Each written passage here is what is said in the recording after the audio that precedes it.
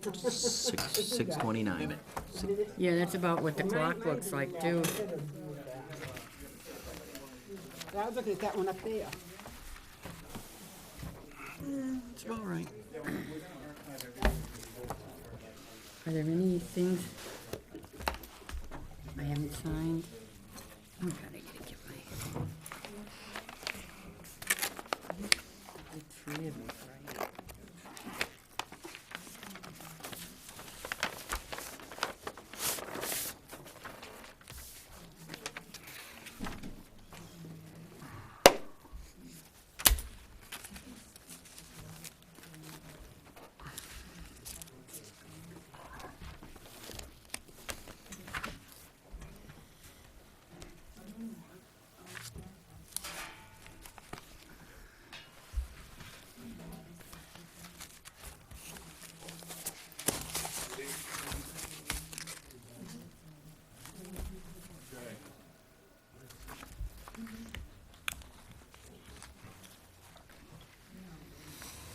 That's right.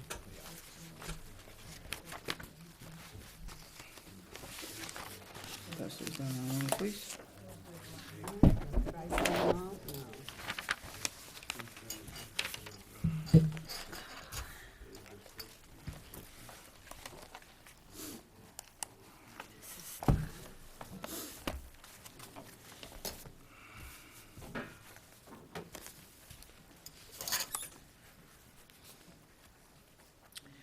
Yes, one bid.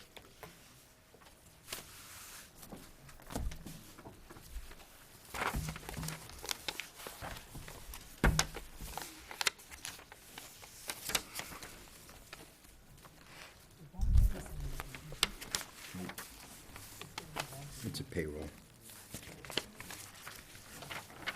Bob? You didn't sign, you haven't signed that one.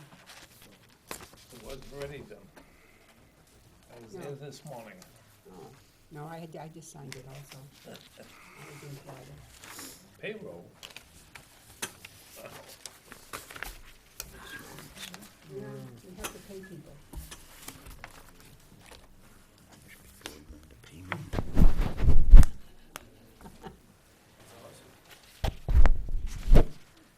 I signed both of these.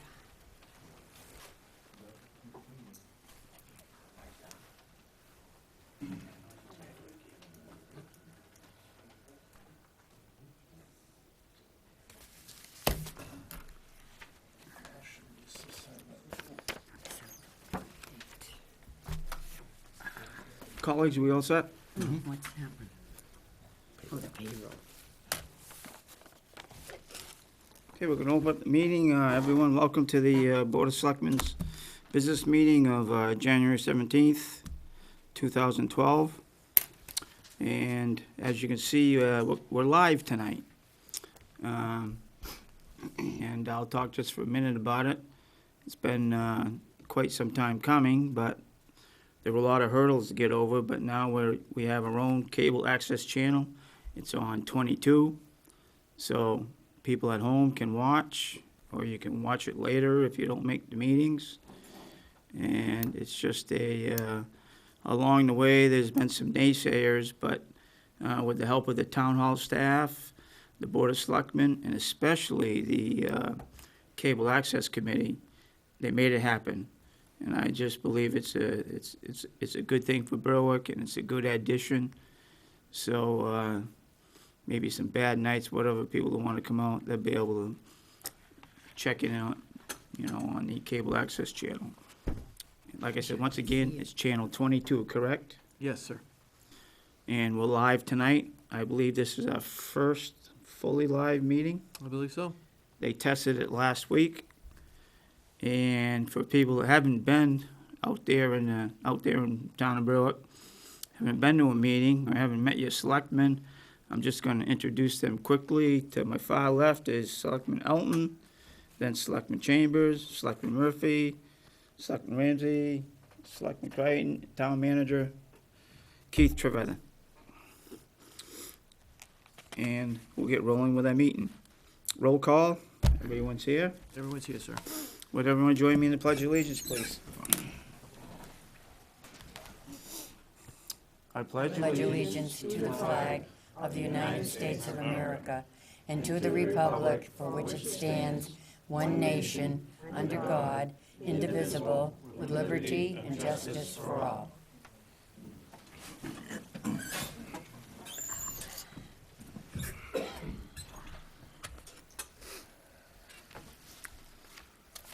We have several sets of minutes to approve. First one is January 3rd, 2012. So moved. Second? I have a motion and a second. Any discussion? All in favor? The next set is January 4th, 2012. So moved. Second. Discussion? All in favor? And the last set is January 10th, 2012. So moved. Second. Discussion? All in favor? Must have done a pretty good job, right? We move on to public comment.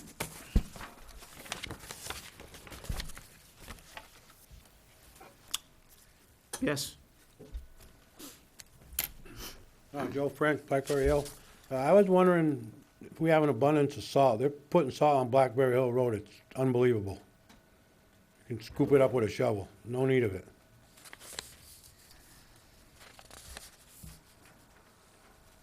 If something could be done with it. It's bad for the cars and bad for the road. Want to make note of that, Keith? Will, and thank you very much, Mr. French. Talk to John St. Pierre about it, please. John St. Pierre, by the way, for the folks out there, is our, he's the head of the Public Works. He's our town engineer. He wears different hats. We share him with South Berwick. I won't be explaining all this at every meeting, but this is our first one live, so I'll explain a few things as we go. Any more public comment? In the back. Dave Stolpe, Hubbard Road. I just want to let as many in the public be aware that on February 13th, we are having a recall election to recall 3 of our selectmen, Selectman Elton, Selectman Chambers, and Chair Ramsey.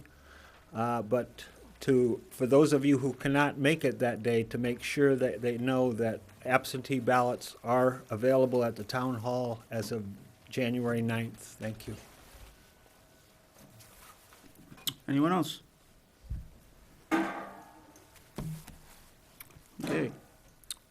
Communications.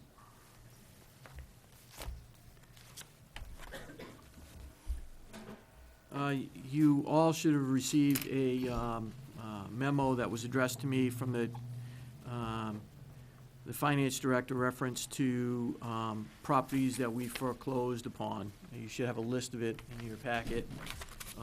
Shoot. As part of our policy, we provide the opportunity for folks to immediately pay all outstanding taxes that are owed after the foreclosure date, and/or provide to us an opportunity to enter into a some sort of financial package which would allow them, or an installment plan which will allow them to continue to make payments and have the property placed back in their name. So, and this will go on until we exhaust that process, which is March 20th of 2012. Is that still 45 days? Yes. That's what we used to allow them, give them 45 days to try to get financing. Did receive about 2 issues of the legislative bulletin, if anybody's interested. I don't know if you're receiving them at home. Okay, good. If somebody needs them or needs me to make arrangements to ensure that you're getting them properly, let me know, and I'll make sure that happens for you.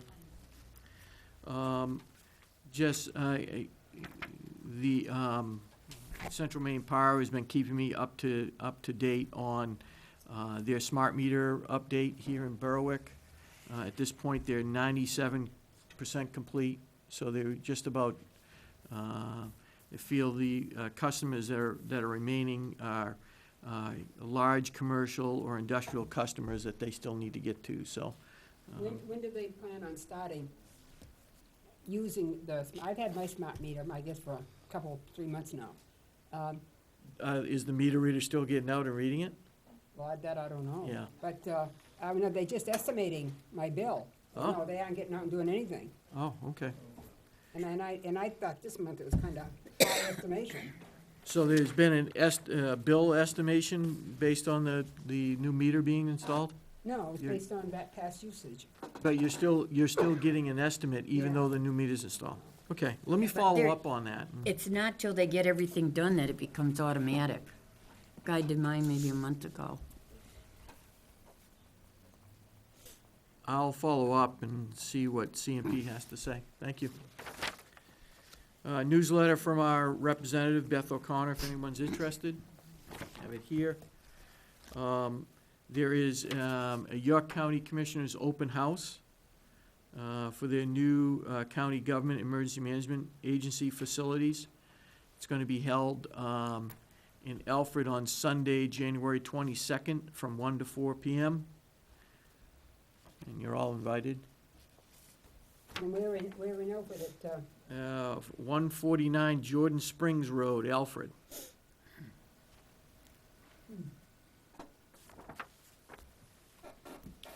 And we have had continuous discussions on the activity and the refurbishing of the Berwick Bridge here, bridge number 2068. And I just wanted to let you all know that right now, the preliminary public meeting to discuss the project is scheduled for Wednesday, February 1st,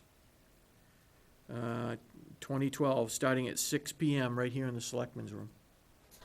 So if you wish to attend, by all means. And finally, I had a note from the town clerk indicating that it's time to develop the annual town report and your selectmen's report, which is due on the 15th of February. In the past, I've taken the liberty of drafting something up that ends up being approved by the selectmen. Unless I hear differently, I will still exercise that, unless one of you wish to take on the challenge.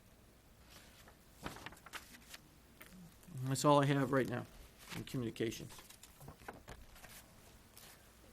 This actually fits with communications. I forgot to mention that I think all of our various boards are going to be on cable access TV. Anyone from the committee want to speak to that? Is that true? And also, do you need volunteers? What was that again? We're going to be taping all of our Yes, all the selectmen. planning board, Right, we're gonna try to. Board of get it Appeals. Yep, we're getting scheduled together to make sure that we videotape it, especially if they're here, they're gonna be live. If they're somewhere else, then they're gonna be videoed. So, yes, we will be looking for volunteers. That's been up on the channel. But we wanna get familiar with their equipment before we start lending it out to people. And there's a process for it also. They have to submit a residency form to make sure that they are residents of Berwick. We're not just gonna let it out to anybody, and we are gonna meet with them, talk to them, and make sure that they're capable of using the equipment. So, but we wanna get more familiar with the system and everything else before we lend it out. So you're going to need 2 or 3 weeks to get used to the, or several meetings to get used to it. Yes, I don't wanna put a timestamp on it yet.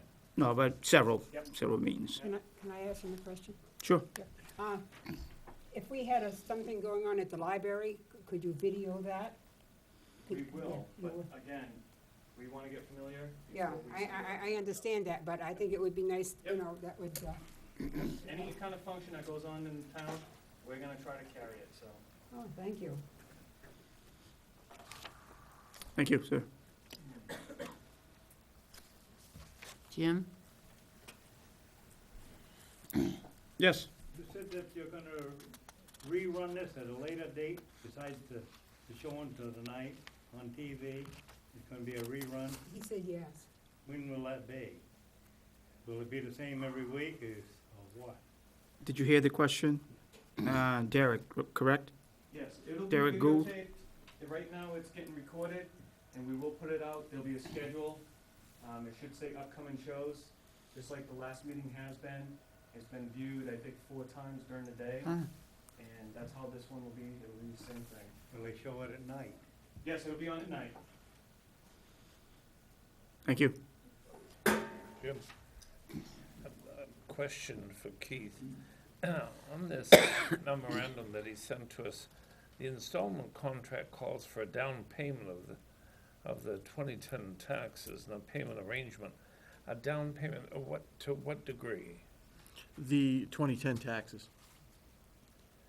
In other words, they have to come up with all of the taxes On for 2010. Right. And then the installment program can kick in. Is there any other leeway allowed there? We are very flexible with that. If somebody has a financial issue that they need to address with us, by all means, they can come in and discuss it with us, and we'll try to work with them. Now, are these totals 2010 or 2010 and 11? I believe they're the ones that sent it to foreclosure, so they would be, 2010, yes. thank you. I was just curious, if, on the hardship case, 1 year's taxes may be a real problem, and if it could be spread out possibly. Absolutely, yep. We attempt to be as accommodating as we can.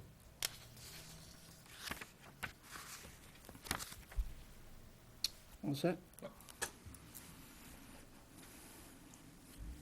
We all set with the accounts payable? Yes, we are.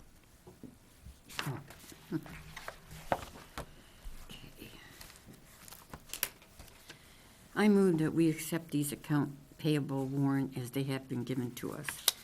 Town warrant number 1227 in the amount of $672,370.28. And also warrant number 1228 in the amount of $146,951.86. That's all we have tonight. Second. Discussion. All in favor?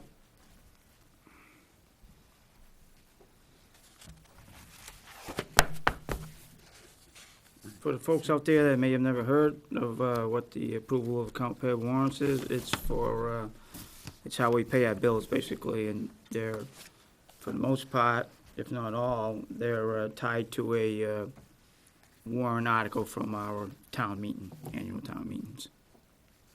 Correct, Mr. Trevethan? Yes. Report of committees? Yes, there'll be a committee meeting on the 21st at 8 o'clock in this room.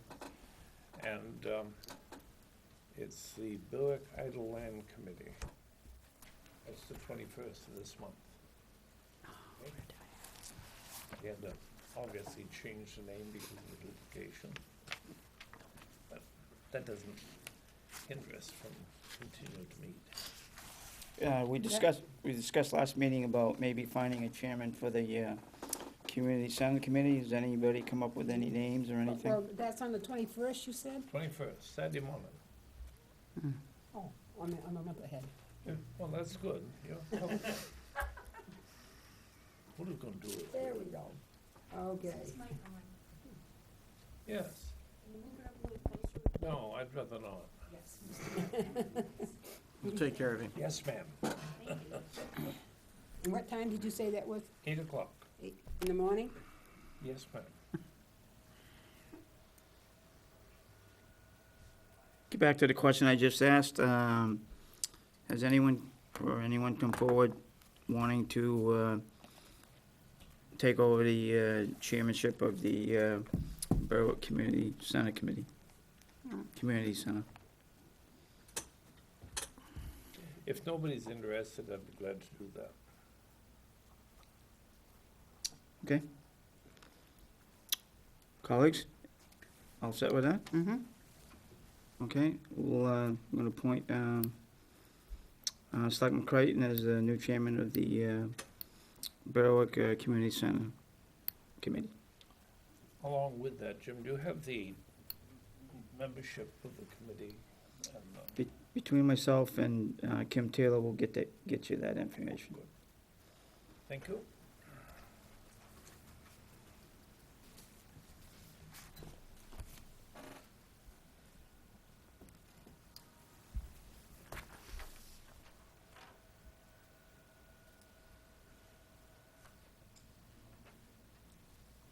We're getting into unfinished business. Roof rehab at the Berwick Fire Station. Yes, Mr. Chairman, if I may. Yes. At your last official business meeting, Jeff Oliva from Civil Consultants was here and opened, I believe there were 9 bids that were opened on behalf of the town in reference to this rehab work that's been proposed. He wished, and rightfully so, we tabled any definitive action upon them until after he would have the ability to review the lowest bidder to see if that firm or individual was, number one, capable of doing the work, and whether came with some decent credentials and qualifications.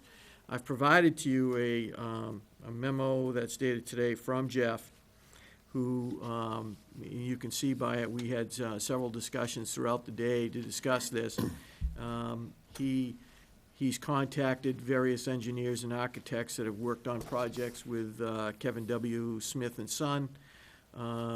He's been indicated that they're very happy with the work that he's done. He's spoken to the contractor, who he feels very comfortable with the questions that he's asked and the responses that he's received. And it appears to me that, based on his information to me, that he has no reservations for recommending the bid to Kevin W. Smith for $47,605. Just in relationship to that, as you know, you have a building maintenance CIP that was developed in this past fiscal year, in which the money has been set aside.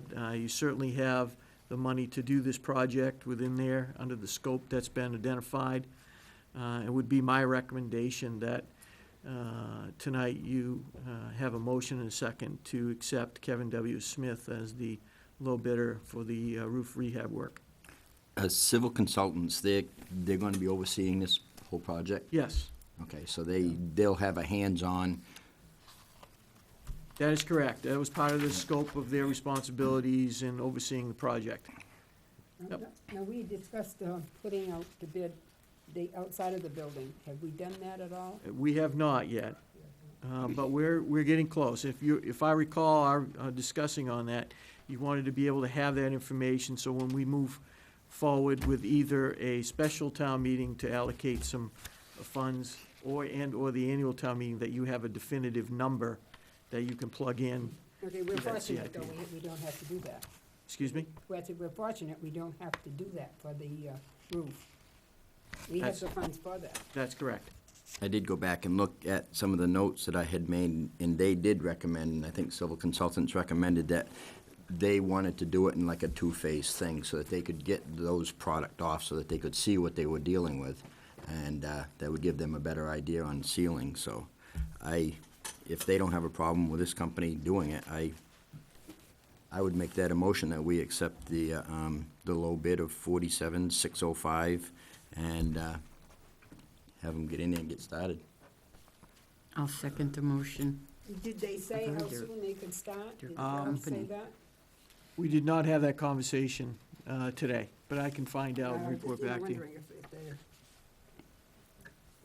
going to be able to do it this winter, or they're waiting till spring, or whenever. I can find out that answer to you. I'm sure that this is one of those types of projects that is inside work, so I'm sure that a company is probably looking for it to catch up into that cold spell where they can be inside doing something. I still feel uncomfortable about, even though the bid is under the 55,000, I honestly feel that we should know exactly what it's gonna cost to do the complete work there. At this stage of the game, I guess, as far as I'm concerned, I can't go along with it.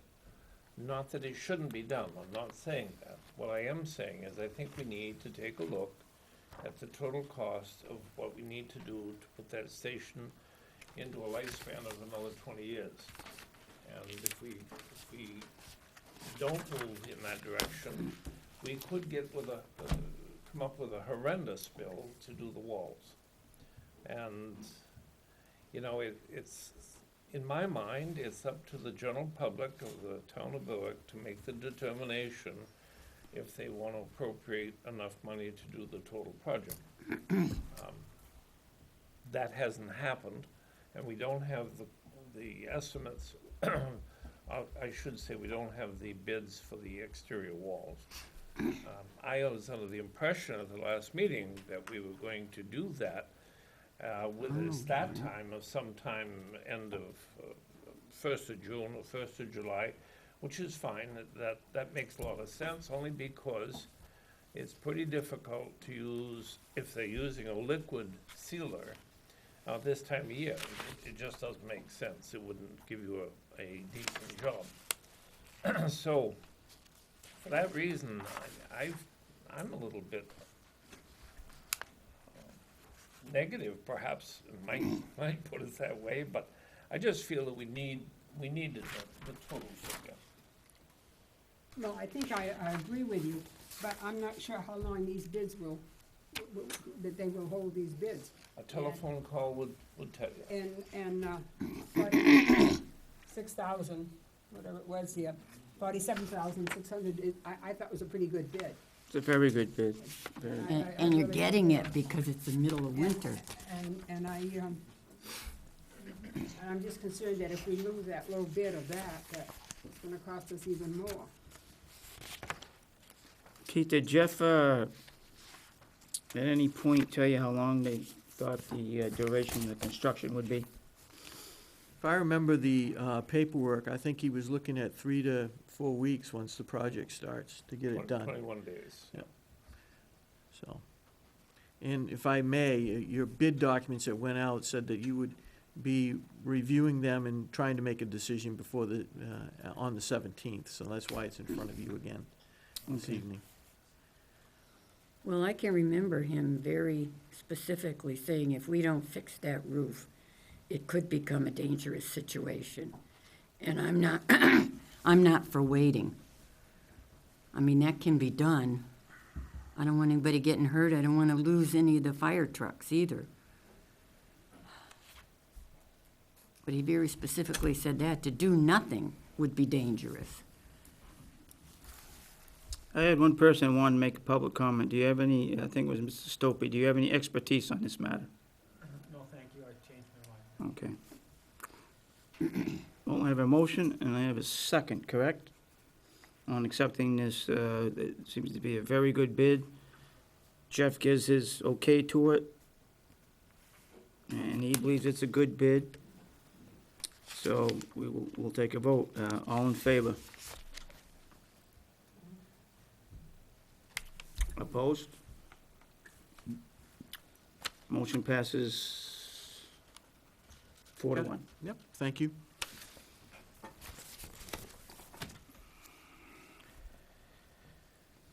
Anything else on the unfinished business, Keith, that's not here? I don't have anything this evening, no, sir. Okay, we'll move on to new business. First item, approval of Maine Municipal Bond Bank application for the standpipe maintenance. And the standpipe is the water tower up on Pine Hill Road, correct, That's Keith? correct. And I'll let you take over for a couple of minutes. Well, as you'll know, with reviewing your packets, you'll have a 3-page memo that was sent to me from Chris Wiseman, the Water Department head, outlining the various work that's been done at the standpipe dating back to when it was last painted in 1992, and provided some information to you as to what has been done since that date to try to continue to maintain it. We are now in the situation where, and we've sort of put it off, we had Apex Engineering come in and do an analysis of the standpipe and made some recommendations about some interior cleaning and recoating, as well as some exterior painting and recoating. And we have a estimate of about $250,000 to do just the work, not including engineering and overview. So what we're asking from you tonight is permission to submit a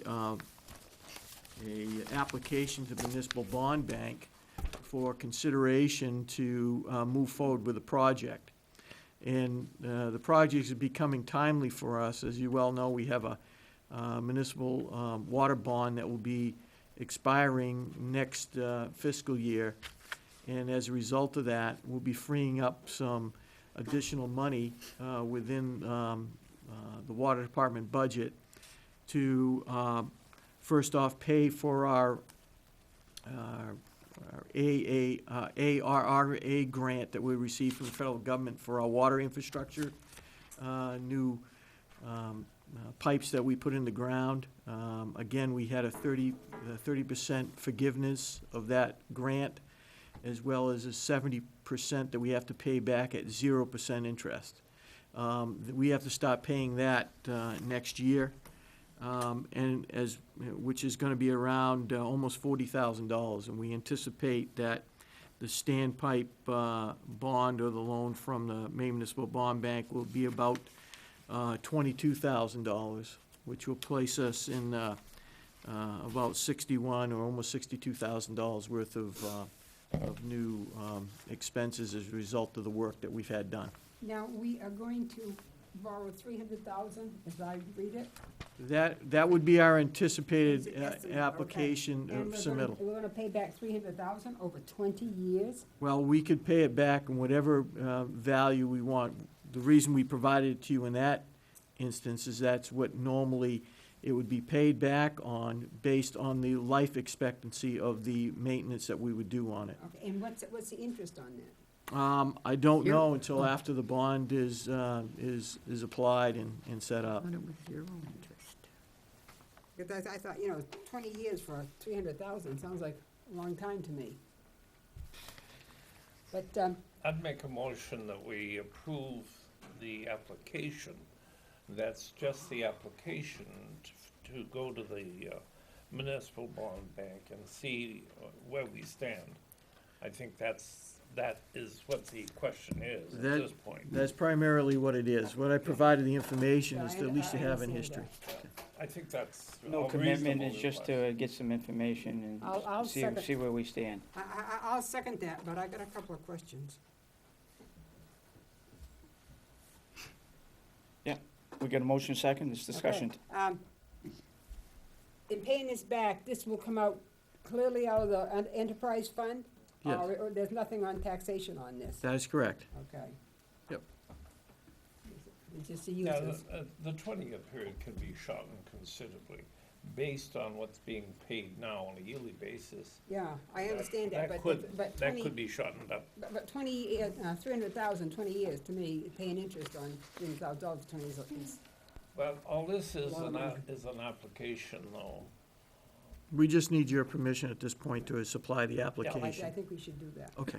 I believe they used it 20 years because that's what they consider the good life out of the work that they're gonna complete.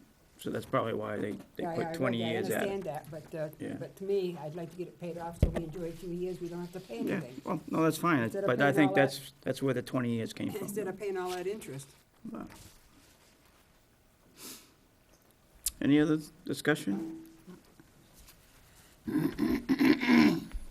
Everyone clear with the motion? Mm-hmm. All in favor?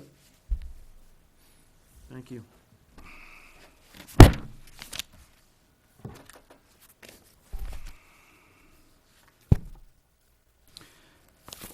Next item, approved terms and conditions for Berwick Water Department for submittal to PUC. I move we accept that update for terms and conditions for the water department. I read that over today, and what it has said basically is that we would be in line with what the State Public Utilities Commission has recommended in the method of maintaining the facilities. I think that's a valuable tool, only because it can be costly if you let things go.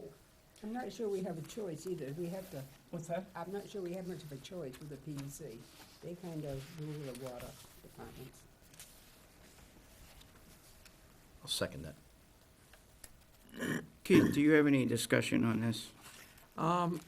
Only what has been provided to you as backup information. I think that Chris did a very good job of outlining what our present terms and conditions are, what the new proposed changes would be, which are generally a boilerplate as to what the PUC has for a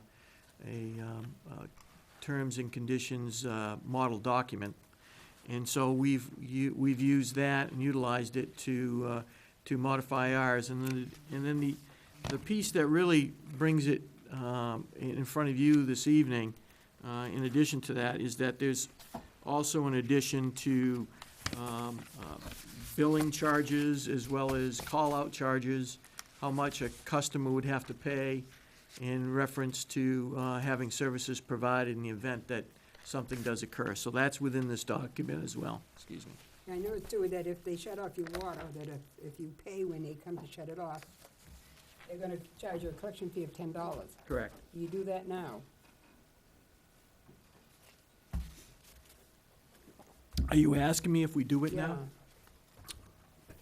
I don't believe we do.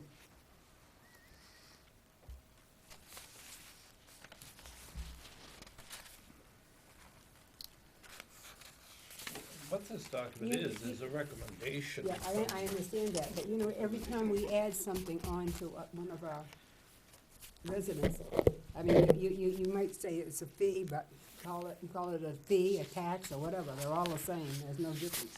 Well, if you pay your water bill, you don't have to worry Well, about you it. know, sometimes people do have hard times. I understand. Yeah, I can understand why, and they might.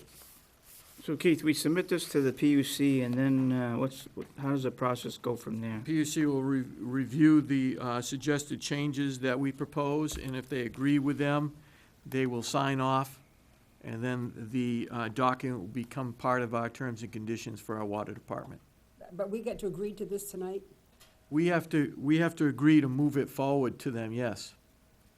Because we've started charging interest on water bills. We never did that, so we've started that.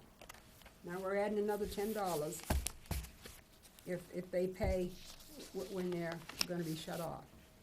But if you read the whole document, you'll find that, personally, I don't know how they can afford to charge what they're asking for funds, because they're talking $30 an hour for a man and a vehicle to go to your home, as an example, to do whatever with your water supply. Well, to shut it off, all they do is twist the thing outside. They got a thing they put right in the ground and give it a twist, and that's it. But, I know, but for $30, that's a pretty reasonable fee, I think. Well, I think it's kind of Yeah, expensive. but they used to just go around and do it, the guys that worked at the water department. There was no charge. That's right. There has been a charge in place Aye. for a while now. Oh, okay, then that's Okay. fairly new then. Yeah. And The you- last time that we revised these, which is in '07, that charge was put in place. And how much is that? But if the guys from the water department are being paid anyways, why do they get more for going to do Helps their that? budget. Depends on, it Yeah. depends on when they're coming out, what time of day they're coming out, so on and so forth. So there are charges associated with all those I don't imagine they're services. gonna go out at night to shut off somebody's water. It's gonna be all during their hours of work. Well, there's also, if you read the proposed changes, there's also a reconnection service too. So somebody could ask for that connection service during the weekend, if they so Well, desire. then you could charge for that. Right, if it's they all have to come outlined in in the special. document that you received with your packet. In other words, we're trying to get every penny we can get out of them. Well, it's trying to encourage them to pay it when it's due. Not to defend it one Sometimes. way or another, but not all shut-offs are easy to find either. Sometimes you may even need to get some kind of digging equipment to get to a shut-off, because they're so low on the ground. But, Well, I don't know, mine's sticking right up there, they can see it. well, mine isn't. Mine's, you'd have to dig for a little while. Keith, do you have any idea how many shut-offs have taken place in the last fiscal year? No. I think, I just, I would say it's low. I don't believe it's, I would say it's low. I Oh, would, yeah, I don't imagine it's too much, because people, especially in the winter, people with furnaces and yeah. things like that, especially if they have hot water or steam furnaces. This is not an unusual fee or charge, actually, no matter where you go. Any community has some form of charge for. But we keep adding on all these fees to people. We keep going up on Only- their, oh, and we wait a keep minute, wait a going minute. up on their taxes. We keep going up on We everything. only add if folks don't pay the bill. That's where the ad comes. It isn't a matter of going out and taxing somebody $10 for every shut-off that's in the ground in the town. It's those that have failed to come up with the payment of, Well, the water bill. if I had a piece of property to have the water shut off, I'd pay the $10, That's right. even though there was no bill owed or anything on it. No, So, that argument, You have a motion and a second, Mr. Chairman, Yes. what you would like to do with this. Do they, as with taxes, do they work with people if they're having a hard time paying the water bill? We have always attempted to try to do Attempted that. to. Yep. Yes, that's what I thought. This motion in second was basically, this is a developed policy that has been, the changes that the PUC has recommended have been put in there. So now this motion in second is just to get this policy sent to the PUC for their recommendations or acceptable. That's correct. but I don't think they haven't recommended these prices, have they? sure. Yeah, I imagine, yes. PUC has done the recommendation on them, or we Some put of these, them? charges for employee services are based on our collective bargaining agreement, and we've changed them to cover our expenses in the event somebody gets called out. There's a minimum call-out charge that's charged, that's part of this document. You mean these fees are in our union contracts? No, not the fees, but what's in the union contract are minimum call-out charges for your employees, Okay. plus what's in there are the adjustments to their salaries as a result of the collective bargaining agreement. So we've incorporated them within this document as well. And now, if this goes to PUC and they agree to it, what happens? It becomes standard Without procedure. coming back to us? That's correct. This is the fourth revision of this document, by the way. This is the first time you've seen it, but it's the fourth revision.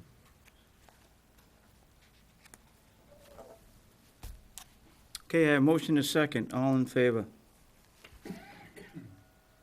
Opposed? Thank you. Motion passes 4-1.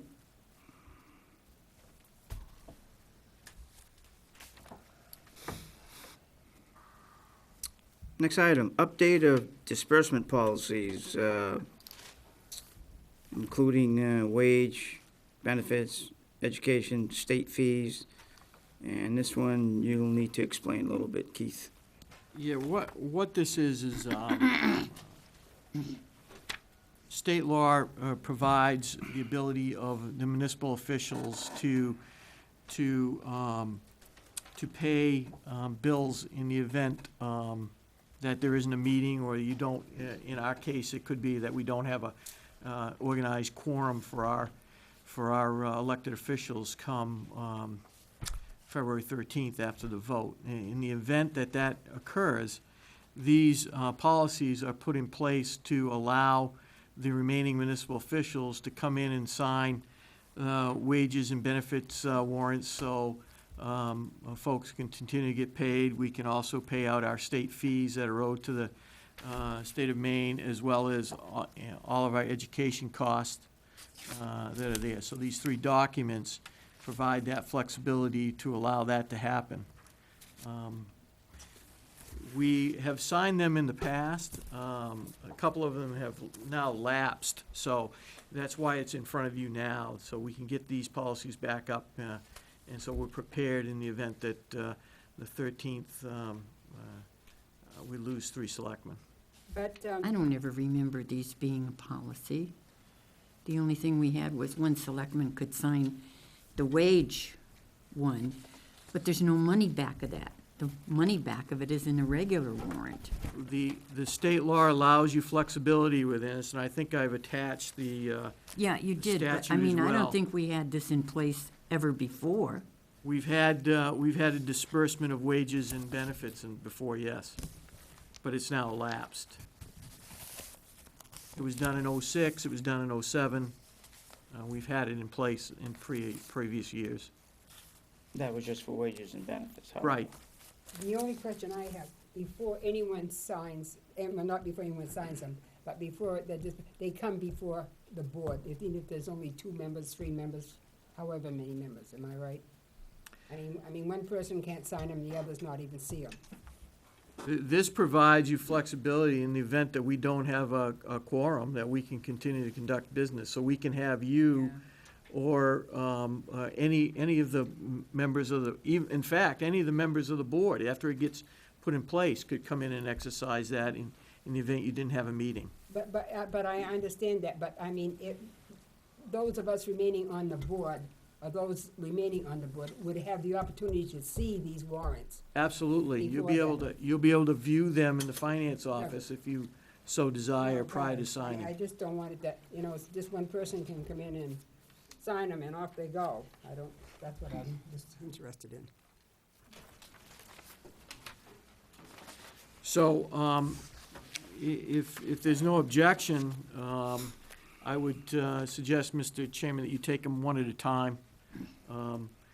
You can do the policy and treasurer's disbursement warrants for employee wages and benefits. Get a motion in a second, and if you vote that, I have the document here, which I can have you sign. I'll move that one.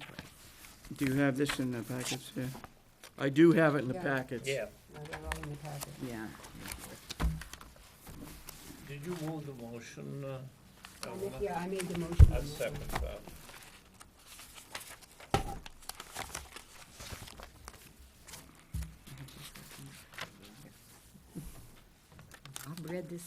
You read this whole water report, Bob? Yes, I did, ma'am. Oh, good for you. It took me Pretty almost lengthy. 2 hours. But it was interesting reading because I think it brings us up to date in the policies that we have. And this policy for disbursement of funds is not unique. We've got policies that haven't been updated since 2005. I would like to have the other policy to compare with this one, to see what the changes are. I would like to have that. So, Keith, we're gonna vote on two, What are you Two talking about policies? now? Keith? You, We're gonna vote on two have, policies? you have 3 policies. 3. The first one you're gonna vote on, I have a motion and a second to vote on the treasurer's disbursement warrants for employee wages and benefits. I've provided you a copy of that policy, and Third one. that policy was recommended through discussion with MMA, and I've used the MMA policy to back up the one that you have in front of you. Okay. It's been reviewed by the finance office. They feel very comfortable with the way it's written. And so we have it in front of you tonight for action. Okay, I don't have the third one, I have the first 2, but I don't have the third. In fact, we got 2 of them. We got one in our packet, and then I had a. Yeah, I thought I had doubles too on I some don't know stuff. where the other 3 things were. No, this is, I Oh, I only think have, that was in the, Another packet. Well, I Employee provide- wages and. I have the other one, okay. If I may, I Fees. provided them to you early, That's right. prior to your packet development. Yeah. So you could see them and get any comments. I didn't receive any, so when I developed the packet, I placed them back in your packet for action.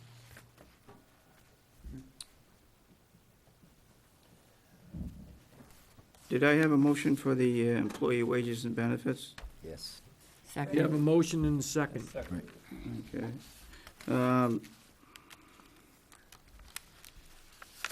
I'd be remiss if I did not state this. I am not in favor of the recall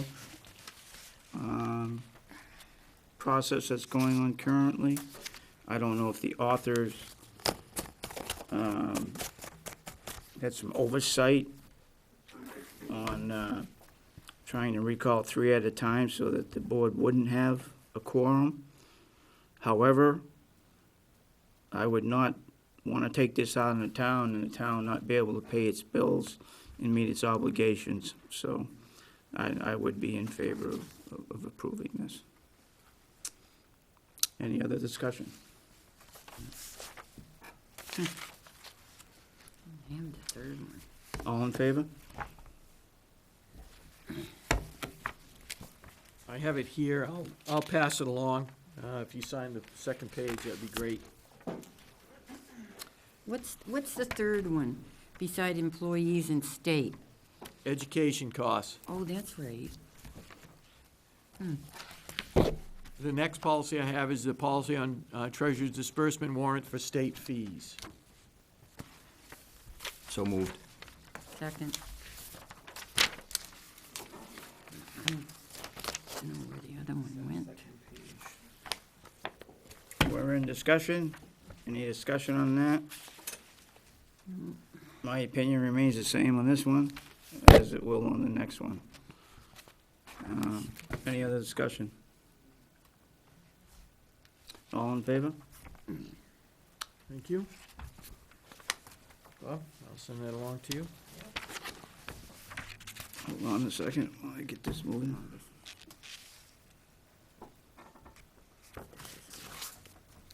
Last meeting. And the last one I have is the municipal officer's policy on disbursement of municipal education costs. So moved. Second. Discussion. All Well, in favor? Did you have something, Marcia? no, I was just gonna say, if we don't pay it, the schools will close. Okay, all in favor once again? Thank you. Pass that along too.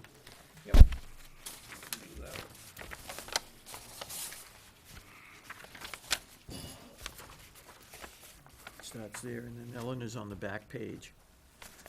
This one. Last but not least. Probably where she belongs.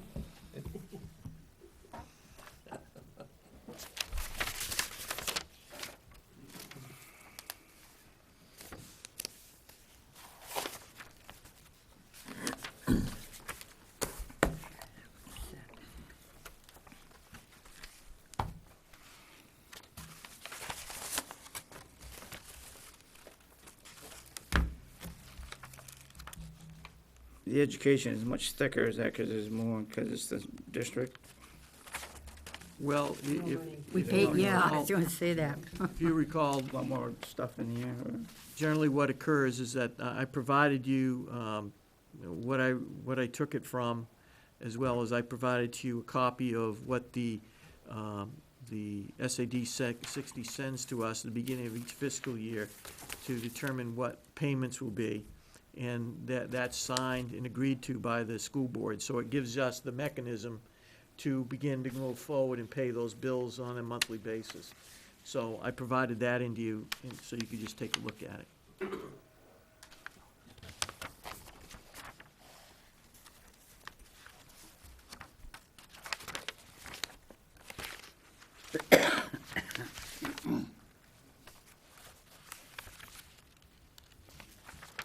Where's your signature, Bob? Signatures are on the front page for Bob, I think for you too. Oh, okay. I think Selectman Murphy's the only one that's on the back page. Top of the page. Believe me, I'll help you. Okay.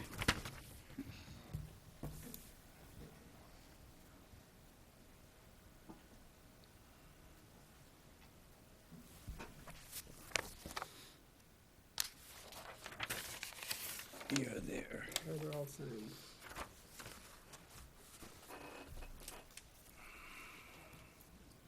Let's assign units. Thank you.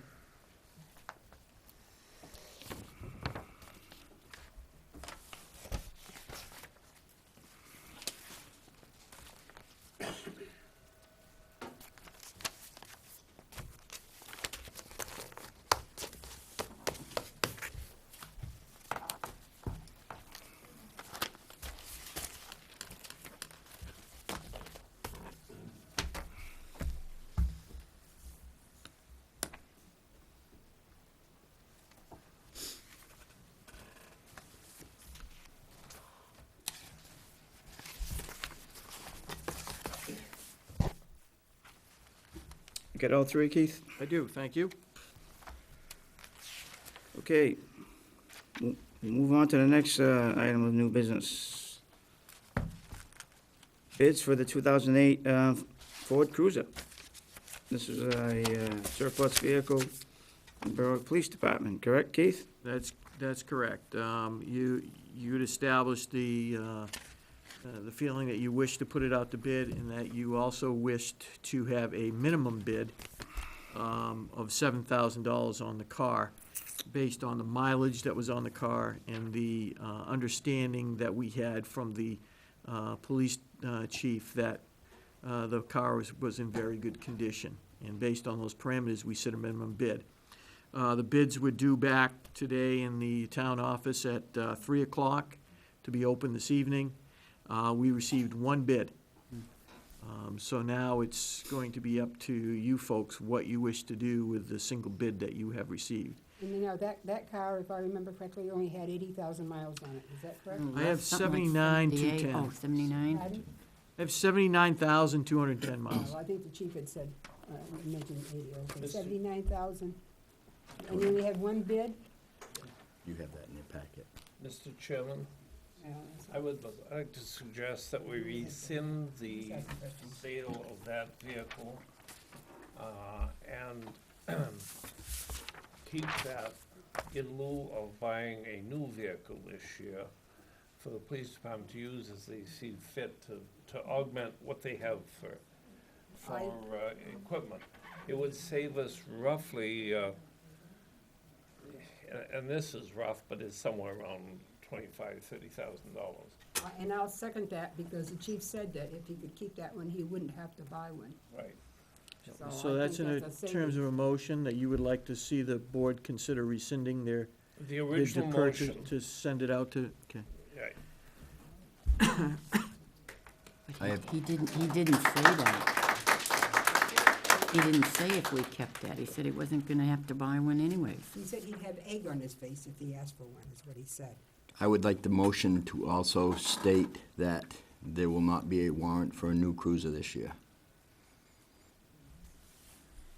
This was the year for two. in all respect, Joe, I would Unless something prefer gets it to wrecked. be a single statement first, and if you want to add a motion to that effect, that's fine with me, but just keep it plain and simple, rescind the original vote. I don't have a You know what problem I with mean? that, Yeah. we're not gonna buy two. We're not gonna keep that one and a new one. Yeah, it's too bad he didn't keep that in lieu of getting one this past year. It would have been in better shape July 1 than it is now. Yes, he did. They had already bought the new cruiser last July 1. Marcia, excuse me, Sorry. excuse me. Keith, do we have any policies on vehicle bids? As far as number, does it need No. to be 2, 3, anything like that? No. The only stipulation you put on this one was that, that you wanted a minimum bid of $7,000. The company that has provided you the sealed envelope that you have in front of you is a company that, on the last several times we've sold our cars to, they've always been high bidder. One of the things that you have, even though we don't have a policy of it, you have preferred that the bids be opened here, and you've also preferred that, at least in your last go-around, that when we had, for the roof, when we had a single bid, you rejected that bid, or held off on that bid until you could resubmit the bid. So you've done that, independent of whatever policy you may have in writing. Yeah, and that's the exact reason that I recommended that we change these policies, and they've been kind of put to one side. And it's unfortunate because that would resolve the issue, you know, we wouldn't have this question at this So in point. this bid, does that mean we do not open this bid? I would not recommend opening it, No, absolutely not if you're not gonna accept it at all. I mean, It's You said the unusual, we policy only has get- always been to open it. Isn't it unusual you only get one bid on a vehicle? Well, I remember we always had 2, 3, 4. yeah, on. yeah, but you have to, Ordinarily. yeah, but for they had to you bid have at to least be remembered 7,000. that this is 7,000 minimum bid. It's only 80,000 miles. 80,000 miles on an automobile today is not a lot of mileage. Yeah, but I think people, They think wanna of people. steal them in an auction. If I may, I think people shy away from it, even at a 7,000 bid minimum, because it's a public safety vehicle and been used for police services. So I think that is the dynamic that you're dealing with. Doesn't it have a souped-up motor, though? It has standard motors, it has heavy-duty suspensions, everything that the police package would provide, So this actually, car has. it's a better car than a regular car out there. Certainly could make that argument. Yeah. You want to repeat your motion there, please, Ms. Selectman Creighton? My motion is to rescind the vote that was taken to sell the 2008 vehicle, return the bid, and put that vehicle into the police department for further use. And I seconded it. Okay, any more That discussion? makes a 7th car. But if he doesn't buy one this year, it won't. They'll still have the 7. That can be a separate motion then. Well, rather than adding on to it, we can make a separate motion Well, on if we that. sell that one, they got 7, so we sell that one and buy one, why haven't we still got 7? Now, what would have happened next year? What would happen if you went ahead and sold it? Yeah. You That would also- put us down to 6 Well, no, you have 6 now. You have 6 cars now. with that one. No. No, 7 with that This one. car is retired, so you have 6 now. That would make car number 7. If you went ahead and sold it, you would have had a proposal from the police chief to purchase 1 car for the upcoming fiscal year. And when he purchased the car, he would be taking 1 offline, so you would continue to stay with 6 cars. So we aren't increasing one then. If you put this car back into the fleet, you're increasing by 1. Or we Right. won't retire one that's maybe got more mileage on it? That's the oldest He, one. he may or may not, but right now, if you place it back in his possession, that will give him 7 cars. This was an extra car, and when he first came to you, he felt that there was a need to keep the car because he could use it for other functions. And that was why he asked to retain its services. But it will give you 7 cars at this point. Now, during the budget process or during when he's ready to retire a car, he may retire a car and you may not decide to put another car in the fleet Well, to Selectman stay Creighton at already 6. suggested to, in lieu of buying a new car this budget, to keep this one. But if you get rid of nothing, you'll have 7. How does that work Right with, along. we've already, the last year's budget encompassed half of a vehicle? That money would stay intact. There's 13, Is what, it- is it- 13, 14,000? There's about, in the capital budget right now, there's about 13,500 in there. That would just stay there. And if you don't allocate any funds this year, the money will stay, and then the next year, if you wish to allocate money to buy a car, you would supplement what you have there to purchase a vehicle. And didn't he say that he would like to go on buying a new vehicle every year and not the way we are now, 2-1, 2-1? Well, one of the things That was he, at the budget hearing. right, one of the things he did talk about with you is that now that he's assigned cars to officers, the cars are now being dispersed, or the mileage is being dispersed evenly among the fleet. So we have 4 cars that are generally our fleet cars. And each officer, if he's working, he's assigned his car and he just uses it. So we're able to get the mileage over the entire fleet, as opposed to, in the past, we had 2 newer cars. The older cars sat in case we needed them, and these cars really generated a lot of mileage because they were the 2 newest cars. And then as we were moving through, that's when we went ahead and went to the 2-to-1 schedule.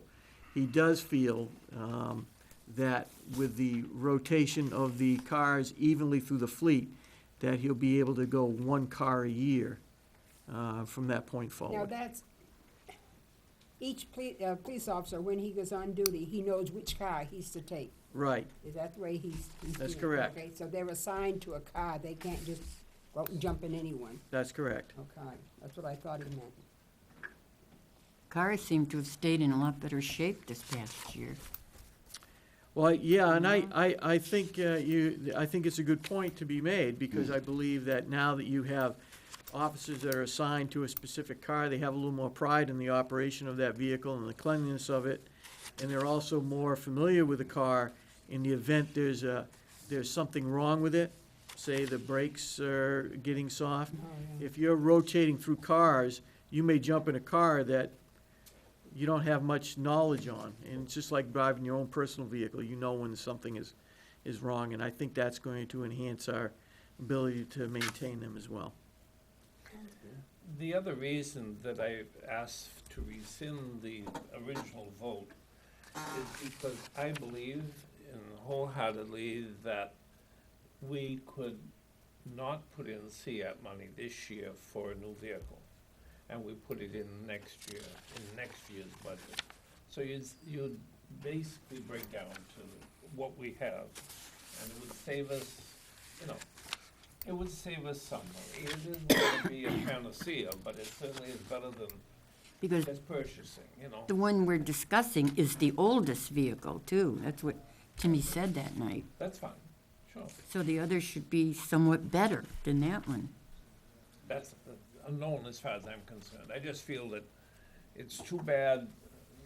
First of all, I think we should always get 3 bids, just to justify the validity of the bid process.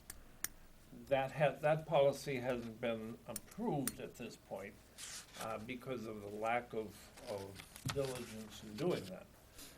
My feeling is that I think it was hastily done by putting this one out to bid when the police chief had indicated that this vehicle would serve his needs for another year.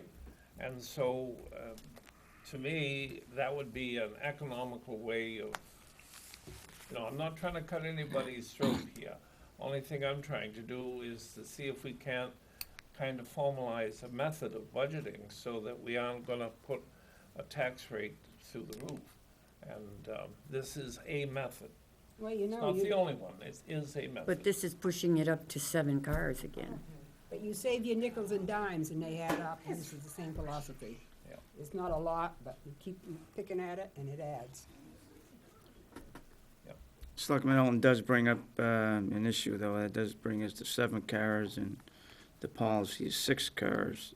Was it there's a policy for 6 cars? Yeah, from, Yeah. from, in the- From that's the in the police police study. from the No, police study. no, it was part of the study. Yeah, Part of the but study. you rescinded that. You said he rescinded that study. Yeah. So that's no longer in effect. You said he rescinded that about over a year ago. We didn't rescind it in its entirety, I don't believe. Well, yeah, Yes, you we you did. rescinded the motion that We did. Tommy Fournier had made, that you do it, and you rescinded that motion, so I would say you rescinded it in its entirety.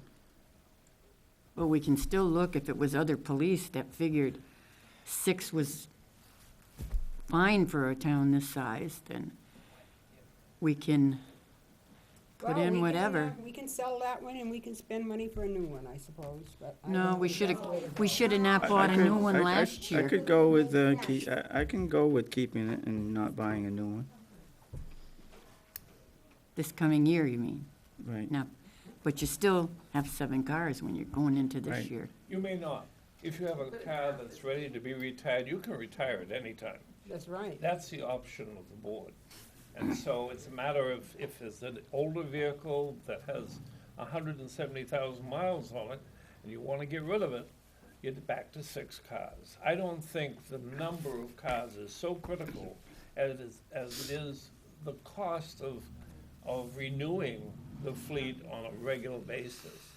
And I think this is a method of affecting that, actually. And another thing, you not only if we buy a new vehicle, you've got to outfit it. And I'm not sure, I don't know, the Crown Victoria is no longer, is it? They can't, they don't That- even make it Didn't it anymore. end this That's year, correct. didn't You it? know, There'll be a future production cycle for a variety of a different automobile. Yeah, so, At some I mean, point. so the equipment we have now is not necessarily gonna fit another yeah, car. it does, Alma. Huh? It does. They've increased the newer vehicles that are put out by Dodge and Chevrolet and so forth will accept the equipment that is already in Oh, place. I was saying, because years ago, that didn't work that It's way. right, but, absolutely, that yeah, was yeah, my we used to have a- complaint too. It was a Yeah. problem on Yeah. that. Right, if you had a Absolutely. manufacturer and you had equipment to go on that manufacturer's right. car, now it's more universal. Yeah. Oh, they much make them more. stand, that's more standard, good. Well, Correct. that's good. Call for a vote.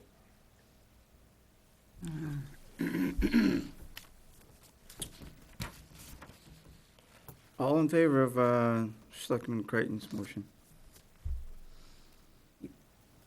Okay. Do I have any follow-up motions? Yes, I make a motion that we do not increase the fleet size of the Berwick Police Department without reducing one.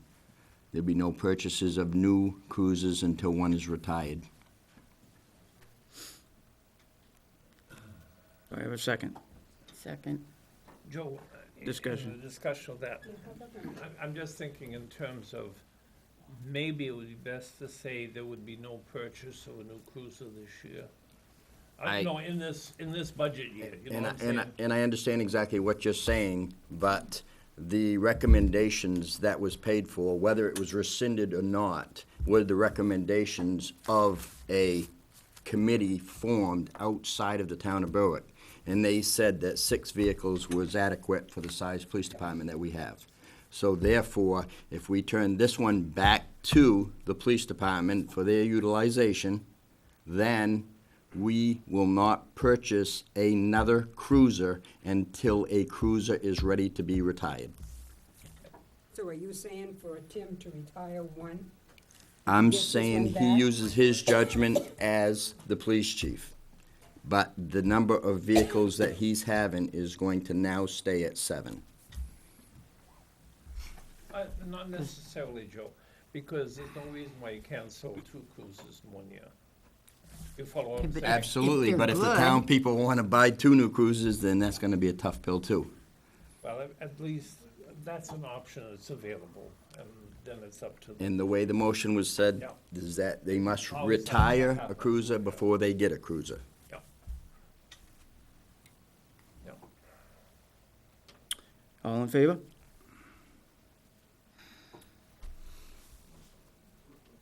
Thank you. Keith, unopened? Thank you, I'll return it. Thank you very much.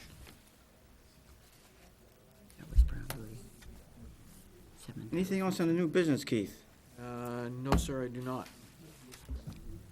Abatements and supplementals? Yes, I have 2. Here somewhere. The 2 have been presented by your assessors agent for your consideration. Was this is the Berwick Sportsman's Club. Now, didn't they provide information to us last year that they were nonprofit? Remember that, Bob? Yes, they did. So why are we? 501c3. Yep, yep. What, That's a standard deduction, Tax-free. tax break, yeah. so why are we getting this again? Well, if Well, you, I think it's the way it looks to me, it was, somehow it was written for only 1 year. It was, yes, However, purposely. however, the 501c is in force until it's denied by the federal government. So they're still non-taxed. That's what I'm saying. Non-taxable. So why are we even Good question. getting this? Well, I think that's a miss. So, well, a couple things. If you read the explanation on the front cover, it says, new application was only recently submitted as it was done not done prior to April 1st. That's why the tax Yeah. was sent out. And if you look at your old, in your packet, you'll see the Yep. old one, and you'll see my note at the end. Which was written there in July 21st of '09. For 1 year, property need to be reviewed to determine activity is ongoing. Because if you recall, the issue that you had at that time was, is there activity happening at the sportsman club to predicate the fact that you want to waive the taxes? But then that was negated by the fact that they provided us with the proper paperwork saying that they're a nonprofit.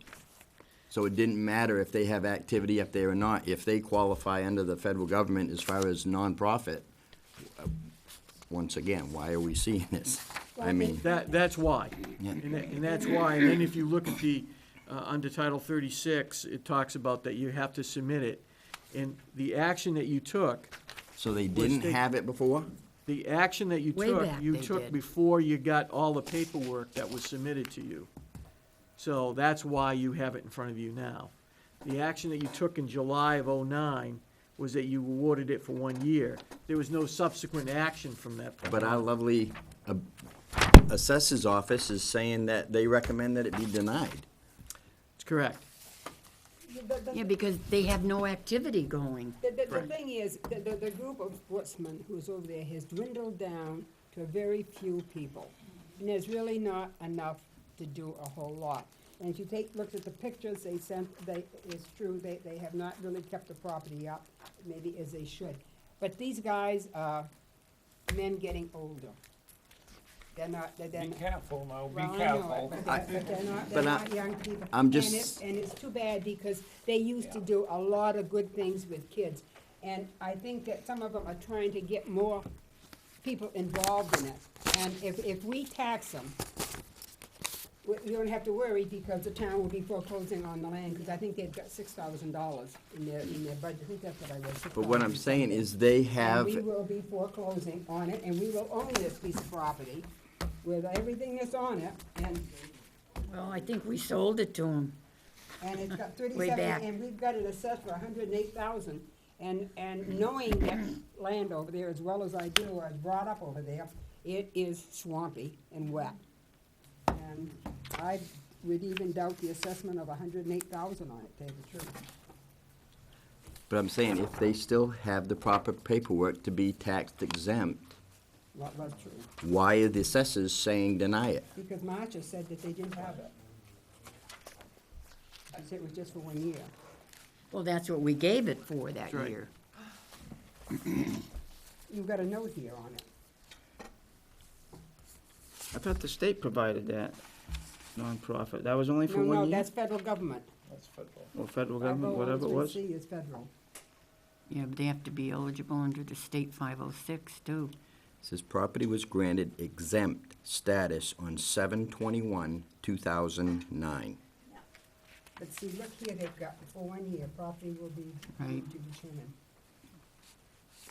It was 1 year only. Well, I moved Because they that were we, gonna get um, active and yeah. fix it up and, I moved that didn't. we give them the exemption, Second it. because I know that, that, maybe because I remember the good they used to do, the fishing derbies they held and things like that, but hopefully maybe they can build it up and do that again. I don't know if they could get some younger people in. I got no problem with giving them the exemption, but, as Selectman Chambers, I'm confused why it's before us if they already have a legal exemption. Can Well, you they were fo- going to bring it in and did they ever? Did they ever bring in their exemption? It says right on the application, property was granted exemption status on 7/21/2009.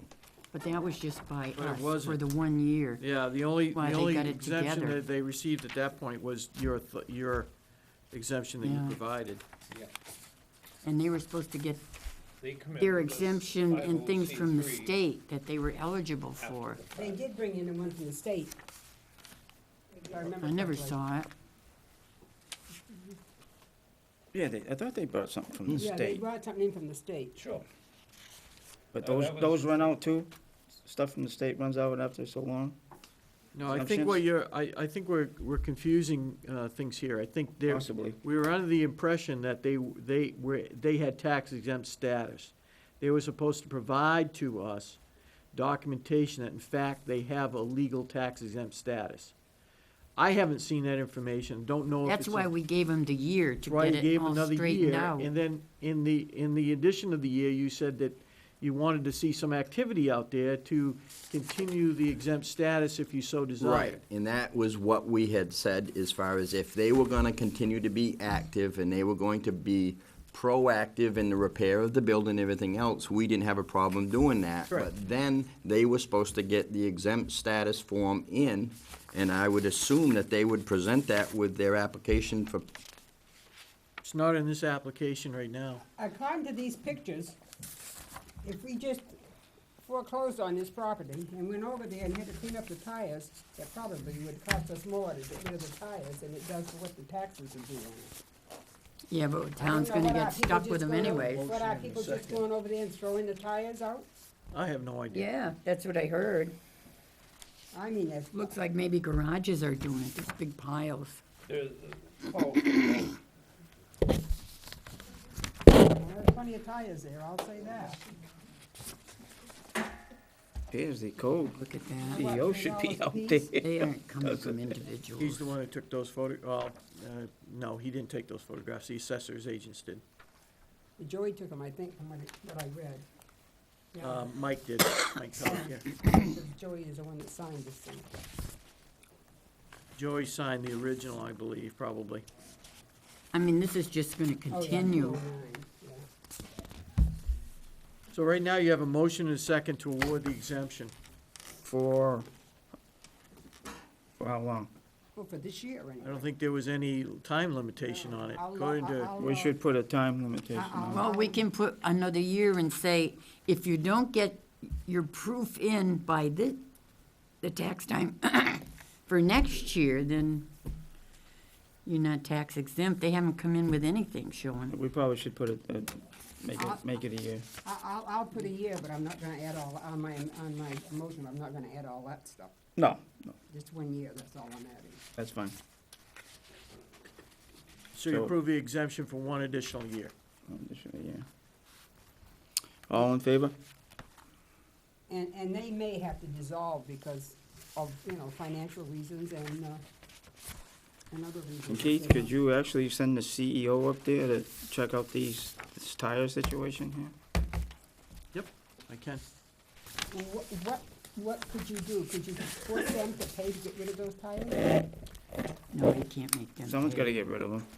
Even if it's us, they shouldn't be there. What we've done in I the, know they shouldn't be there. what we try to do in the past, and